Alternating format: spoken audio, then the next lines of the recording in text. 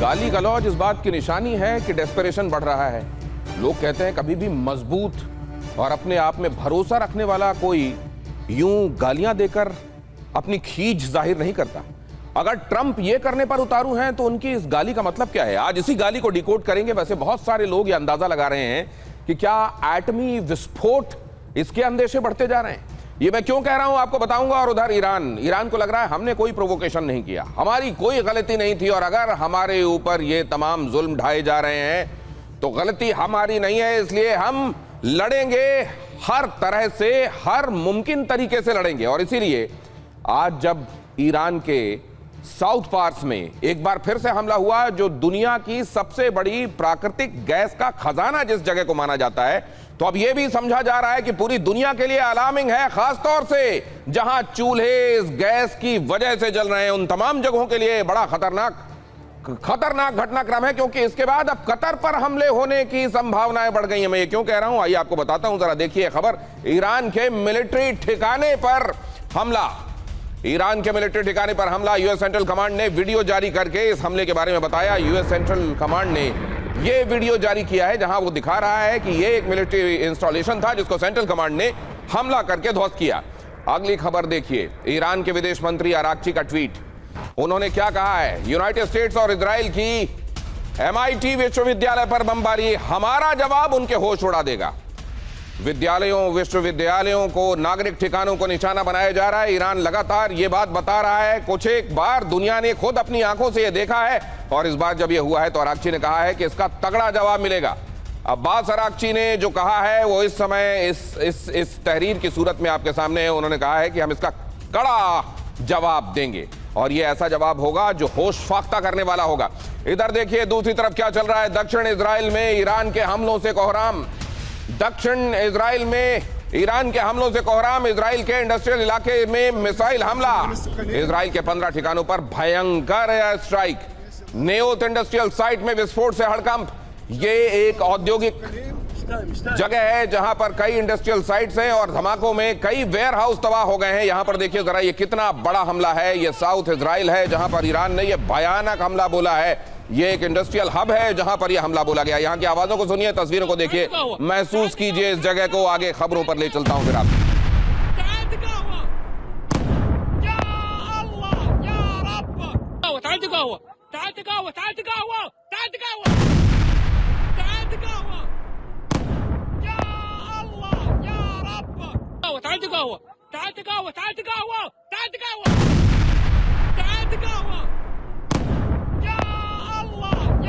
और इस समय जब आप खबर देख रहे हैं, ईरान ने अपनी 98वीं लहर मिसाइलों की, ड्रोन की बारिशों की जारी कर दी है।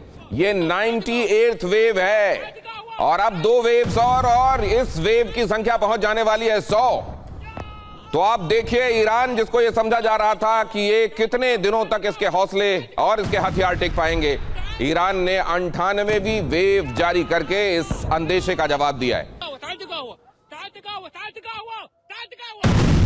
कुवैत में हमला बोला गया। कुवैत में ड्रोन प्रोडक्शन सेंटर पर ईरान ने हमला बोला। इजराइल पर हमला बोला गया, और ये 98th वेव है इस समय ड्रोन और मिसाइलों की जो ईरान की तरफ से जारी की गई है। 98वां स्पेल। ईरान के बुशहर पर इजराइल ने हमला किया था, और यहां पर देखिए ईरान ने पलटवार करते हुए क्या किया है। आज साउथ पार्स पर भी हमला बोला गया, बुशहर पर भी हमला बोला गया। बुशहर पर हमले के बाद IAEA से लेकर तमाम जगहों पर चिंता की एक बड़ी लहर दौड़ गई, और अब्बास अराक्ची ने इसको लेकर ट्वीट भी किया है, जो आगे मैं खबरों में आपको बताऊंगा। लेकिन फिलहाल देखिए ईरान के विनाशक हमलों से कांपा तेल अवीव। तेल अवीव के कई इलाकों में क्लस्टर मिसाइलों से अटैक। अभी मैंने आपको दिखाया था इजराइल का दक्षिणी हिस्सा जहां इंडस्ट्रियल हब है, और अभी देखिए आप तेल अवीव कई मिसाइलों से यहां पर देखिए किस तरीके से हालात बने हुए हैं। होलोन और पेटा टिकवा में धमाकों से दहशत। ब्रनाई ब्राक में ईरान के हमलों से तबाही की तस्वीरें आपके सामने।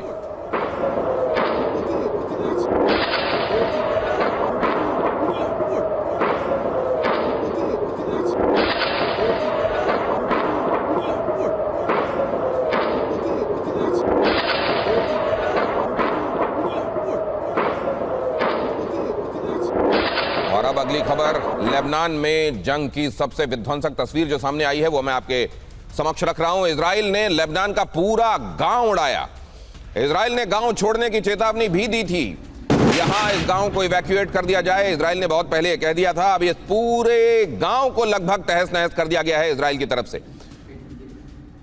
एक तरफ ईरान एक के बाद दूसरा मिसाइल स्पेल लॉन्च कर रहा है, आज नंबर है 98वां, और दूसरी तरफ आप देख रहे हैं इजराइल और अमेरिका की फ्यूरी न सिर्फ ईरान पर बल्कि उसके प्रॉक्सीज पर। यहां हिजबुल्लाह के ठिकानों को आइडेंटिफाई किया गया और उसी ये पूरा गांव माना गया कि मुब्तला है हिजबुल्लाह के साथ, और इसलिए यह कह दिया गया था कि यहां से जो आम नागरिक है इस जगह को खाली कर दें। और अब पता नहीं कितने लोग इवैक्यूएट कर पाए होंगे कितने नहीं, लेकिन इस जगह को फिर क्या किया गया है देखिए। अब ये किसी स्मशान सरीखा दिखाई दे रहा है। ये है लेबनान का एक गांव। और अब अगली खबर, ईरान की 100वीं लहर होगी विध्वंसक। हाइपरसोनिक मिसाइलों से हमले का प्लान, यूनाइटेड स्टेट्स और इजराइल के अहम ठिकाने टारगेट होंगे। 100वीं लहर को खास तौर से अपने दुश्मनों को उनके दिमाग में एक मार्क बनाने के लिए 100वीं लहर को और खतरनाक बनाया जाएगा। जाहिर है जमीन पर तो हड्डों को, चिन्हित जगहों को ठिकाना बनाया जाता है, लेकिन दुश्मन के दिमाग पर एक निशान छोड़ने की कोशिश की जाती है। और निश्चित रूप से ये 100वीं लहर जो होगी ईरान की तरफ से, उसको इसी तरीके से खतरनाक बनाने की कोशिश होगी जो उसके दुश्मनों को दहलाए और दुनिया भर में एक तबाही का संदेश भी दे कि अगर हमको और ज्यादा हमलों से तबाह किया जाएगा तो दुनिया पर भी असर पड़ेगा। अगर ईरान इस मंतव्य के साथ हमले करता है और हाइपरसोनिक मिसाइलों से लेकर तमाम वो मिसाइलें जिनका अभी तक इस्तेमाल नहीं किया गया है, जाहिर है ये 100वीं लहर बहुत खतरनाक होने वाली है। सोर्सेस से बता रहे हैं। हमारे साथ जुड़ने वाले मेहमान इन खबरों को कैसे देख रहे हैं, ट्रंप की गाली को कैसे देख रहे हैं, ट्रंप की गाली में डेस्परेशन को कैसे देख रहे हैं, दुनिया भर में बढ़ते इन अंदेशों को कैसे देख रहे हैं कि कहीं कोई डेस्परेशन न्यूक्लियर ट्रिगर ना प्रेस कर दे, और अगर ऐसा हो गया तो जहां पर यह होगा जाहिर है वहां तबाही होगी, लेकिन आसपास की जगहें भी बचेंगी नहीं।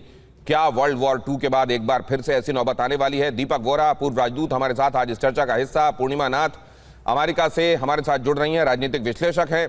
लेफ्टिनेंट जनरल संजय कुलकर्णी हमारे साथ आज की इस चर्चा में है, और वाइस मार्शल पीके श्रीवास्तव भी हमारे साथ इस चर्चा में जुड़ रहे हैं। आप सभी मेहमानों का बहुत स्वागत। लेकिन इस समय जिस जंक्चर पर ईरान, इजराइल, अमेरिका का यह पूरा मामला खड़ा हुआ है, और अब जो डेस्परेशन बातों में दिखाई देने लगा है, क्योंकि यहां बात की गई है और बात में गाली का इस्तेमाल हुआ है, इसलिए आपसे शुरू करना चाहता हूं दीपक वोरा साहब, ये किधर जा रहा है मामला? डोनाल्ड ट्रंप से पूछिए। बहुत बहुत धन्यवाद सर, अच्छा लगता है जब आपके साथ होता हूँ। जनरल साहब हैं, वाइस मार्शल हैं, मैडम भी हैं अमेरिका से। ये पहली बार नहीं है कि इसने ऐसे शब्दों का प्रयोग किया। आपको याद होगा जब इसने टैरिफ्स लगाए थे, बोला था ना कि अमेरिका का लिबरेशन हो गया है, क्या हो गया, और उस वक्त बोला कि दुनिया भर के नेता आके फॉरगिव मी, मेरे पिछवाड़े को चूम रहे हैं कि माफ कर दो हमें टैरिफ्स हमसे। This was his language, kissing my S. Sorry, मैं एग्जैक्ट कोट कर रहा हूं। आज जो इसने, अब जो कल जो ट्रम्प ने ट्वीट किया उसका नहीं बात करेंगे, बट ये लैंग्वेज जो होती है सर, यहाँ तो डेस्परेशन, या फिर होता है कि उसमें वो उतनी फिनेस नहीं है। He is a street fighter, सड़क छाप है। He comes from a rich family, लेकिन ऐसा परिवार नहीं है जहां पर इसको बहुत ज्यादा रिफाइनमेंट होती है। तो ऐसी चीजें नहीं कही जाती हैं। But America again is they very blunt people. ये सोचता है कि उससे उसकी लोकप्रियता बढ़ जाएगी। अब इसका परिणाम, इसका मतलब क्या है? तो मतलब यही है कि वो बहुत नाराज है। घबराया हुआ है कि नहीं ये मैं नहीं जानता। ही इज वेरी एंग्री कि जो मैं करना चाहता था अभी तक नहीं हो रहा, हमने कई जनरल्स को निकाल दिया, ये कर दिया, वो कर दिया। इट्स एंगर, इट्स फ्रस्ट्रेशन, और ये फ्रस्ट्रेशन खतरनाक होगा सर। ईरान के सबसे बड़े पेट्रोकेमिकल प्लांट पर हमला, साउथ पार्स के पेट्रोकेमिकल प्लांट पर हमला। ईरान का 85% पेट्रोकेमिकल उत्पादन ठप। 85% पेट्रोकेमिकल उत्पादन। यहां से ये पूरी दुनिया में सबसे बड़ा नेचुरल गैस का भंडार माना जाता है उस जगह को जहां पर यह हमला किया गया है। और यहां पर हमले का मतलब यह है कि पूरी दुनिया में नेचुरल गैस की सप्लाई पर असर पड़ेगा। साउथ पार्स, ये दूसरी बार इस पर हमला किया गया है। मतलब अमेरिका ने भी अब उन जगहों को लगातार निशाना बनाना शुरू कर दिया है जो उसके मुताबिक ईरान की दुखती नब्ज है। लेकिन इस तरह का हमला क्या ईरान को डेस्परेट बना देगा? और अगर डेस्परेट बना देगा तो ईरान अपनी 100वीं लहर आते आते क्या कर सकता है? यह बहुत बड़ा सवाल। अगली खबर देखिए, ट्रंप के अल्टीमेटम से पहले तेल ठिकाने पर हमला। मंगलवार तक का अल्टीमेटम है, आप जानते हैं, हॉर्मुज खोल दो। मंगलवार तक का टाइम ट्रंप की तरफ से दिया गया है। और उधर उससे पहले यहां पार्स, साउथ पार्स पर हमला। ट्रंप ने मंगलवार रात तक का अल्टीमेटम दिया था। ट्रंप की अनदेखी करके इजराइल ने किया हमला। इजराइल ने साउथ पार्स पर हमला किया। ट्रंप ने पहले भी कहा था कि अभी हम उन जगहों को निशाना नहीं बनाएंगे जो एनर्जी इंस्टॉलेशंस हैं, लेकिन उससे पहले यहां पर इस तरह का हमला यह बता रहा है कि ट्रंप कह तो रहे हैं लेकिन इजराइल माने ये जरूरी नहीं होता। मतलब ठेकेदारी इजराइल की अमेरिका नहीं कर सकता। अमेरिका अगर ठेका ले रहा है, गारंटी दे रहा है कि वो हमला नहीं करेगा, तो जरूरी नहीं है कि इजराइल उस बात को मान ले। इसके मायने क्या हैं? मतलब कई चीजें ऐसी हो सकती हैं जो अमेरिका बेशक चाहे कि इजराइल ना करे, लेकिन इजराइल कर गुजरेगा। इजराइल ने अगर इसको अपने लिए एग्जिस्टेंशियल थ्रेट के तौर पर देखा है, तो क्या जंग में वो पड़ाव भी आ सकता है जब अमेरिका के हमले नाकाफी लगे, जब ये लगे कि ईरान जिस मकसद के साथ हमने ये सब शुरू किया था, ईरान को हम उस तरफ नहीं ले जा पा रहे हैं, तो क्या उस तरफ इजराइल की तरफ डेस्परेशन ऐसा बढ़ सकता है कि उनके मुंह से गाली ना निकले, लेकिन उनकी तरफ से कोई ऐसी बटन प्रेस हो जाए जो पूरी मानवता के लिए बहुत बड़ा खतरा हो। अगली खबर देखिए, इजराइल रक्षा मंत्री ने ईरानी ऊर्जा केंद्र पर हमले का ऐलान किया। ईरान की सबसे बड़े पेट्रोकेमिकल प्लांट पर हमला हुआ, साउथ पार्स पेट्रोकेमिकल प्लांट पर हमले आगे भी जारी रहेंगे। इजरायली रक्षा मंत्री इजराइल काट्ज ने कहा कि आगे भी ये हमले जारी रहेंगे। इसका मतलब यह है कि उन्होंने न सिर्फ यहां हमला किया, बल्कि यह संदेश भी दे दिया है कि हम अमेरिका की बात मानने वाले नहीं हैं। जनरल कुलकर्णी। बिल्कुल दिनेश जी, बहुत बहुत धन्यवाद। जैसे बाजे साहब बता रहे थे, भाषा बहुत ही निंदनीय, इस तरह की भाषा अमूमन कोई इस्तेमाल नहीं करता है। दूसरी बात, जो न्यूक्लियर वॉर बहुत ही मुश्किल, इम्पॉसिबल ही मैं कह सकता हूं, क्योंकि 1973 में इजराइल का इससे भी बहुत बुरा हाल था। तब भी जब वो न्यूक्लियर कैपेबल थे, उन्होंने न्यूक्लियर का इस्तेमाल नहीं किया, अमेरिका से सारी सामग्री मंगवाई और युद्ध जीता। जहाँ तक सवाल है न्यूक्लियर का, अगर आप देख सकते हैं इस्फहान में, बुशार में, और अभी साउथ पार जो कि गैस के भंडार है जो दूसरे देश के साथ वो शेयर करते हैं ओमान के साथ, उसके बावजूद अगर हम देखें तो मुझे नहीं लगता है कि आज की रात जो है वाकई ही मैं कहूँगा बहुत एक मुश्किल की रात कटेगी। क्यों? क्योंकि 6 तारीख 8 बजे रात के बाद अमेरिका वाकई नहीं छोड़ेगा ईरान को, जब तक ईरान ये बात मानेगा नहीं कि स्ट्रेट ऑफ हॉर्मुज अगर खोलता नहीं है। लेकिन ईरान स्ट्रेट ऑफ हॉर्मुज को पार्शियली उसने खोल दिया है, बिल्कुल कुछ एक शर्तों के साथ उसने खोल दिया है। तो क्या ट्रंप वाला अल्टीमेटम अब भी लागू है, या एक तरीके से ट्रंप का अल्टीमेटम अपने आप डिफ्यूज हो गया, क्योंकि पार्शियली तो उसने हॉर्मुज को ओपन कर ही दिया? ये भी एक महत्वपूर्ण सवाल है, आपके पास जानने के लिए आऊंगा श्रीवास्तव सर। लेकिन साउथ पार्स गैस फील्ड पर हमले से भड़क गया ईरान ने कहा इजराइल से बदला लेंगे। ईरान ने इजराइल से बदला लेने की बात कही है, तो यह बदला क्या इसी के तहत इंडस्ट्रियल हब निशाना बनाया जा रहा है इजराइल में? दक्षिणी हिस्सा जहां पर इंडस्ट्रियल एरिया है, जो क्या उसको इसीलिए निशाना बनाया जा रहा है क्योंकि साउथ पार्स को आज निशाना बनाया गया है इजराइल की तरफ से? और इजराइल ने यह भी कह दिया है कि आने वाले दिनों में भी इस तरह के हमले एनर्जी इंस्टॉलेशंस पर जारी रहेंगे। आप जरा ये देखिए, साउथ पार्स गैस फील्ड, ये जरा देखिए, ये बहुत इंपॉर्टेंट जगह है। और बल्कि मैं श्रीवास्तव सर आपको यहां बुलाना चाहूंगा, अगर आप आ जाएं, क्योंकि मैं इसको नक्शे में भी डिस्कस करना चाहता हूं। साउथ पार्स गैस फील्ड फारस की खाड़ी में ये जगह मौजूद है। खाड़ी से लगा हुआ जो दक्षिणी हिस्सा है, सर आप उस जगह आ जाएं। हम जहां पर ये तस्वीर दिखा रहे हैं अपने दर्शकों को, ये एक्चुअली वहां का प्लांट है। दुनिया का सबसे बड़ा प्राकृतिक गैस का क्षेत्र है ये। असल में ये पूरा का पूरा इलाका, कुछ एक हिस्सा इसका कतर में आता है जिसको नॉर्थ फील्ड के नाम से जाना जाता है, और इसका कुछ हिस्सा जो इधर ईरान की तरफ आता है उसको साउथ पार्स के नाम से जाना जाता है। ये प्राकृतिक गैस का सबसे बड़ा दुनिया का भंडार। ये क्षेत्र ईरान और कतर के बीच में है, जैसा मैं आपको बता रहा था। अब ईरान में इसे साउथ पार्स और कतर में नॉर्थ फील्ड, इस नॉमेनक्लेचर के साथ इस जगह को पुकारा जाता है। यह है दुनिया का सबसे बड़ा प्राकृतिक गैस का भंडार। 9,700 वर्ग किलोमीटर में फैला हुआ है ये। और यहां इस बात का अलार्म जब पूरी दुनिया में बज रहा है कि एनर्जी, खासतौर से गैस के फॉर्म में जहां भी एनर्जी इस्तेमाल हो रही है उसका क्या होगा, यह जगह इस पर हमला इस बात का जवाब है। 1800 ट्रिलियन क्यूबिक फीट गैस यहां पर है। दुनिया का सबसे बड़ा प्राकृतिक गैस का भंडार दूसरी बार इस पूरे युद्ध के दौरान निशाने पर लिया गया है। ईरान की 80% गैस यहीं से आती है। और उधर जब इस पर हमला पहली बार किया गया था, तो रिटेलिएशन में ईरान ने नॉर्थ फील्ड पर कतर में हमला बोल दिया था, रास लफान पर हमला बोल दिया था।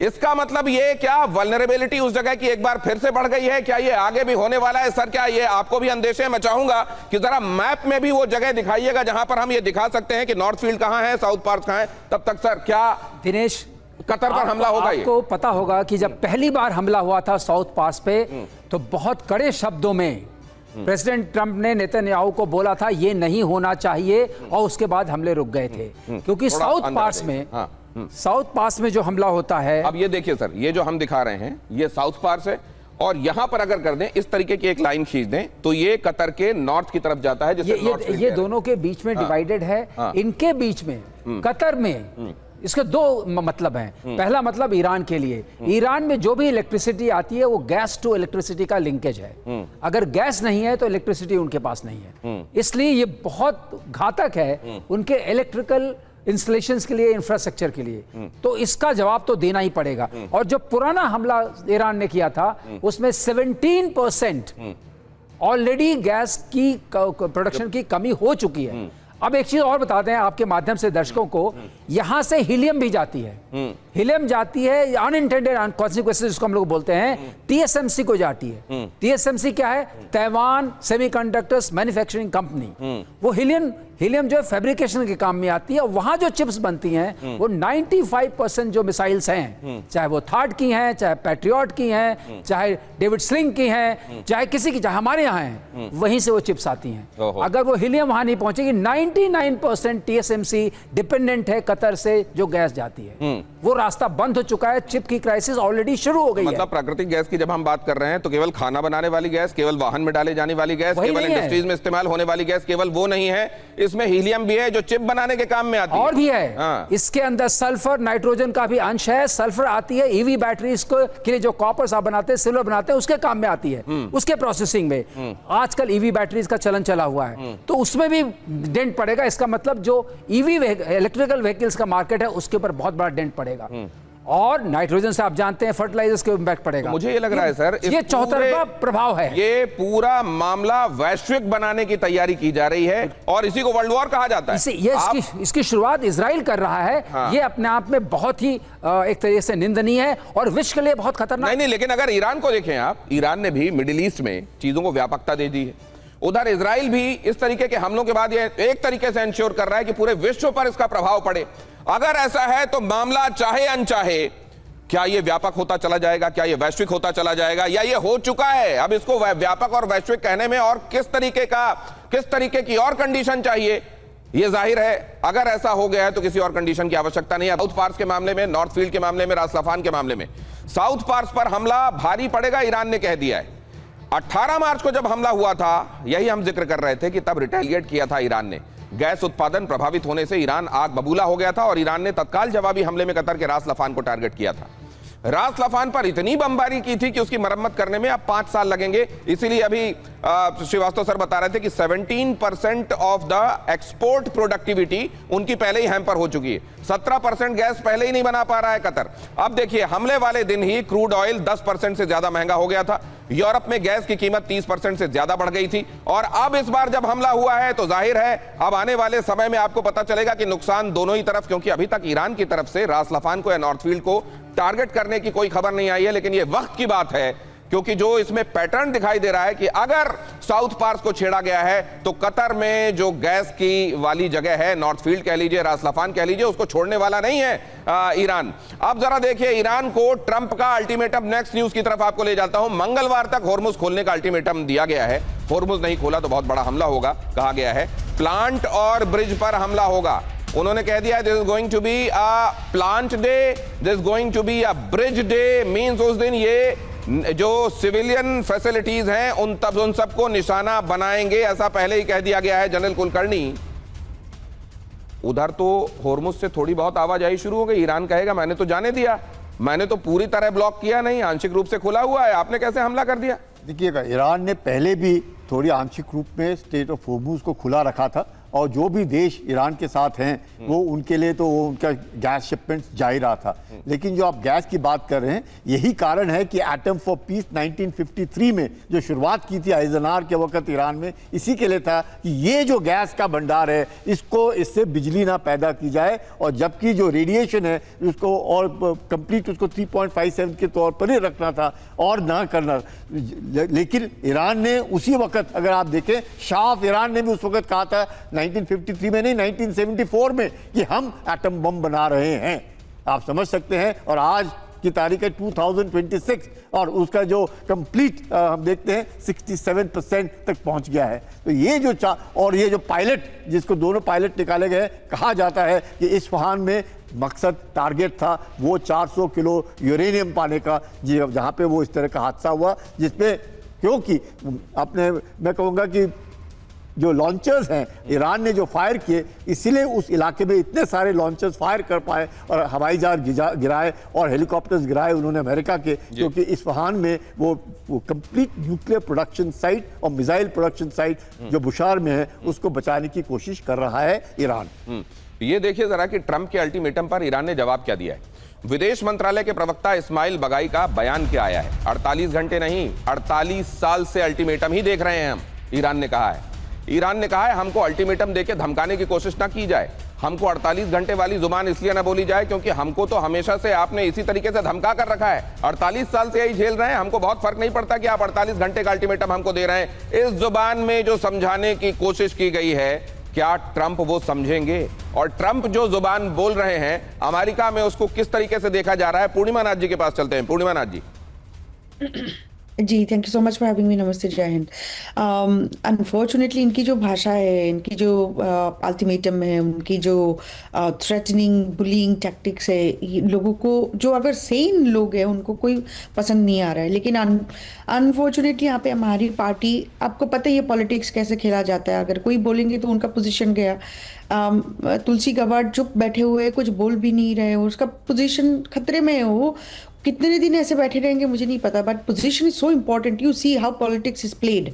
Power protects power. नहीं तो अगर मेरे जैसे लोग अगर बोल रहे हैं, उनको धमकियां दिया जा रहा है, हमें बोला जा रहा है कि हम एसिमिलेट नहीं कर रहे, हम हिंदू है, हम हिंदू होके यहाँ पे जी भी नहीं सकते। हमें बोला जा रहा है she is an immigrant and she is refusing to assimilate. Can you imagine this kind of languages coming from this people? ये मागा बेस जो है, white Christian supporters of president Trump, जो रिपब्लिकन पार्टी की एक हिस्सा बन चुके हैं। लिटरली सारे काउंटी पार्टी, सारे स्टेट पार्टी, सारे सिटी पार्टी कब्जा कर लिया। इवन हमारी जो पार्टी है वो कब्जा कर लिया। वो किसी के, मतलब प्रेसिडेंट ट्रंप को ये बोलने का उनका क्षमता नहीं है कि वो जो कर रहा है, कह रहा है, वो गलत है। नहीं, उनके हिसाब से अमेरिकन डोमिनेंस दिखाना है। उनके हिसाब से वो जो कर रहे हैं वो सही है। वो 56 इंच वाली बात हो गई। वो जो कर रहे हैं वो सही है, जो कह रहे हैं वो भी सही है। वो जो जैसे कह रहे हैं, that is the macho man, that is the extreme super power nature. लेकिन ये भी तो देख रहे हैं ना वो, no king is required in America. ये तो वो देख ही रहे हैं ना, वो ये देख ही रहे हैं देख रहे हैं, लेकिन फिर भी कितनी बड़ी तादाद में वो हर बार की, जब एक बार के विरोध के बाद अगला विरोध होता है तो लोगों की तादाद और बढ़ जाती है जो उसमें शामिल होते हैं। खुद उनकी बहन ये कहने लगी हैं कि ये जो हैं ये हमको इस तरीके के लोग नहीं चाहिए। और लोग तो ये भी कहते हैं कि उनकी मां ने कभी ये स्टेटमेंट दिया था, I am not sure because मैंने ये खुद नहीं पढ़ा है, लेकिन ये किसी से सुना है, बड़े क्रेडिबल व्यक्ति से, कि उन्होंने ये कहा था कि इनको कभी किसी जगह का इंचार्ज मत बना देना, वरना उस जगह की तो पता नहीं क्या स्थिति होगी, वो बस वो वही जगह जाने। तो ऐसे में अमेरिका, ठीक है ये दादागिरी चल रही है, लेकिन ये कब तक, पूर्णिमा नाथ जी, कब तक? और क्या ये रिपब्लिकन्स के लिए एक बहुत बड़ा बैगेज आने वाले दिनों में हमेशा के लिए नहीं हो जाने वाला? ये एक महत्वपूर्ण सवाल है। ट्रंप की डेडलाइन खत्म होते ही ईरान में सबसे बड़ा हमला, ईरान के स्ट्रैटेजिक ठिकानों पर हमले के लिए तैयार, ईरान के पावर प्लांट और पुल तबाह करेंगे अमेरिका और इजराइल ने यह बात कही। आईडीएफ और सेंटकॉम को दिए गए टारगेट्स। द यरूशलेम पोस्ट का बहुत बड़ा दावा कि अब आने वाले वक्त में ये जो सिविलियन ठिकाने हैं इनको निशाना बनाया जाएगा। इसमें पावर प्लांट भी होंगे और इसमें पुल भी होने वाले हैं। ट्रंप ने जो बात कही, पूरी दुनिया में उसको लेकर डिस्कशन हो रहा है कि क्या एक हेड ऑफ स्टेट की ये भाषा हो सकती है।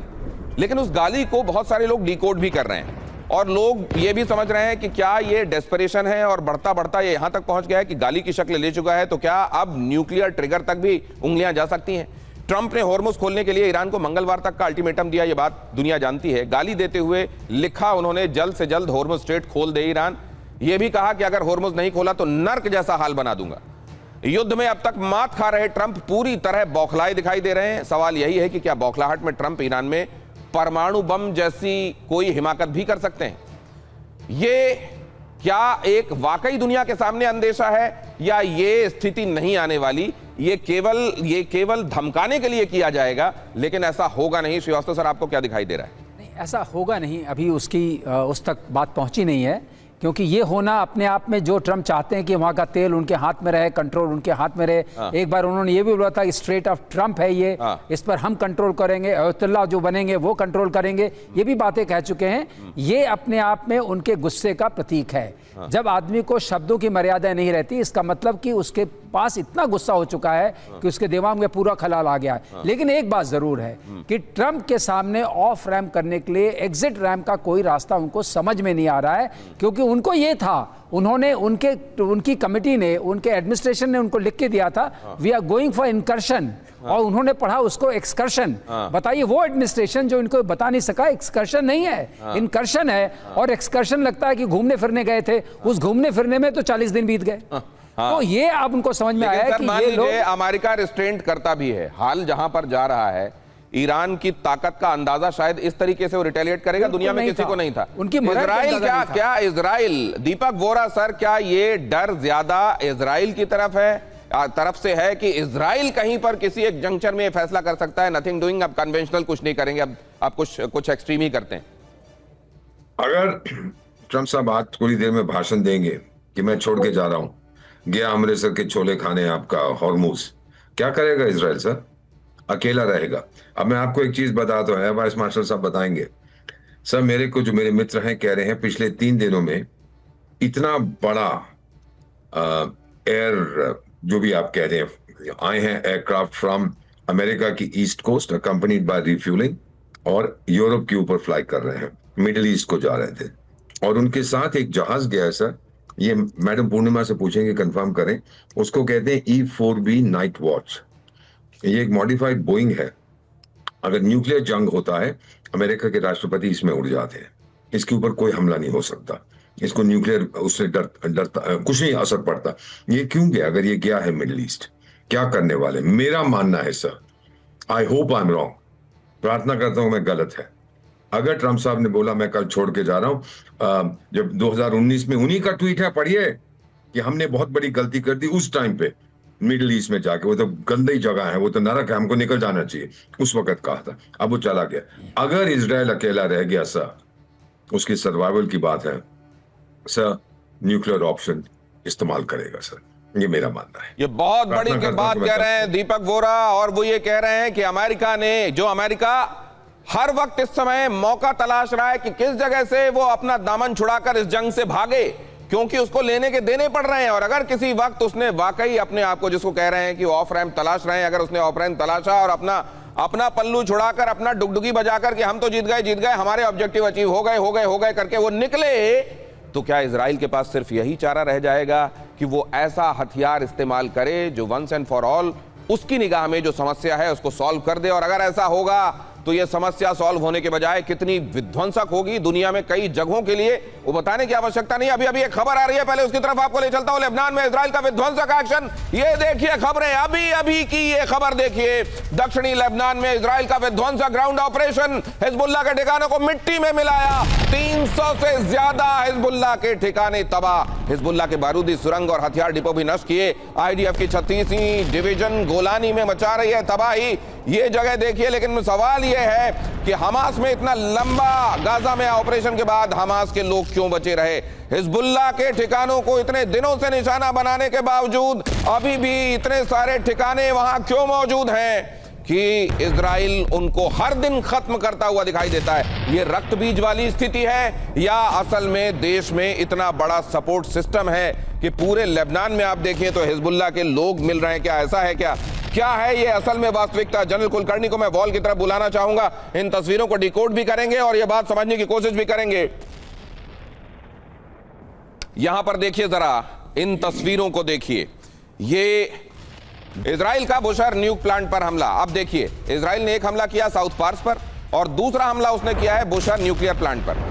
बुशहर न्यूक्लियर प्लांट पर इतने करीब, जहां पर कोर होता है, न्यूक्लियर सब्सटेंस जहां पर स्टोर करके रखा जाता है, उसके इतने करीब हमला किया है कि IAEA के हाथ पैर फूल गए हैं। राफेल ग्रॉसी लंबी लंबी सांसें लेने लगे जहां वो बैठे हुए थे, और उन्होंने कहा ये इस तरीके से, अगर इस तरीके से बम मारे जाएंगे तो रेडिएशन की तबाही कितनी ज्यादा होगी उसका अंदाजा भी नहीं लगाया जा सकता। और इस जगह पर जब हमला किया गया तो अब्बास अराक्ची ने एक ट्वीट भी किया। अगर वो ट्वीट होगा तो प्लीज दिखाइएगा। अब्बास अराक्ची ने एक जगह एक्स पर यह बात लिखी है कि जब वहां ज़ैपोरिज़िया में कभी अगर पास में बम फूटता था तो पूरा वेस्टर्न वर्ल्ड उसको लेकर बड़ी बड़ी आवाज में चिंता जाहिर करता था, और यहां बुशहर में जब बम फूट रहे हैं यहां, तब किसी को चिंता नहीं हो रही है। और अगर यहां पर कोई तबाही हुई तो तेहरान का जो होगा सो होगा, लेकिन जितना जीसीसी है वो कोई बचेगा नहीं, कोई कंट्री ना उसकी कैपिटल। ये कह रहे हैं अब्बास अराक्ची। अब जरा देखिए, इजरायली वायुसेना ने बुशहर में किया हमला, ईरानी मिसाइल डिपो पर की भीषण बमबारी, बंकर बस्टर बमों से भीषण बमबारी, ताबड़तोड़ बमबारी यहां पर की गई। ये देखिए जरा।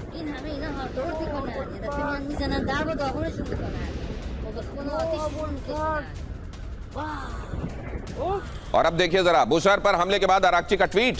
ये देखिए जरा, ज़ैपोरिज़िया पर हमले की याद पश्चिम को है।